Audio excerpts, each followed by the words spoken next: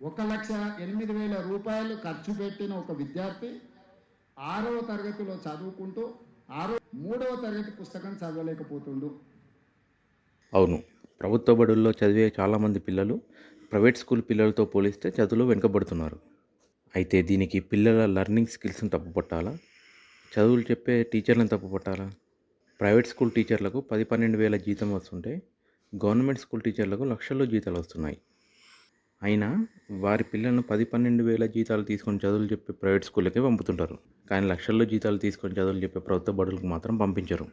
Private టీచర్లు సరిగ్గా చదువు చెప్పకపోతే వారిని తీసేస్తారు. ఆ భయం వారిలో ఉంటుంది. కానీ ప్రభుత్వ టీచర్లు ఏం చెప్పకపోయినా తీసేయలేరు. పిల్లలు సరిగ్గా చదవకపోతే టీచర్లపై యాక్షన్ తీసుకోవాలి. అచ్చంగా ప్రైవేట్ స్కూళ్ళు మాదిరిగా ప్రతి ఏటా వారి వారి సబ్జెక్టులపై ఎగ్జామ్స్ పెట్టాలి. టీచింగ్ స్కిల్స్పై టెస్టులు పెట్టాలి. అందులో పాస్ అయితేనే ఉద్యోగంలో కంటిన్యూ చేయాలి. లేకపోతే ఉద్యోగం నుంచి ఊడబీకాలి. అప్పుడే ప్రభుత్వ టీచర్లకు ఒక భయం అనేది ఏర్పడుతుంది. అలాగే ప్రభుత్వ టీచర్లు తమ పిల్లల్ని తప్పకుండా గవర్నమెంట్ బడులకే పంపించాలని చట్టం తీసుకురావాలి. అలా పంపకపోతే వారి ఉద్యోగం ఊడబీకాలి. టీచర్ల ఉద్యోగానికి రిజర్వేషన్లు తీసేయాలి. మంచి మార్కులు వస్తేనే ఉద్యోగం ఇవ్వాలి. తక్కువ మార్కులు వచ్చిన వారికి కూడా ఉద్యోగం ఇస్తే వారికే చక్కగా చదువు రాదు. పిల్లలకి ఏం చెబుతారు? పిల్లలు ఏం నేర్చుకుంటారు?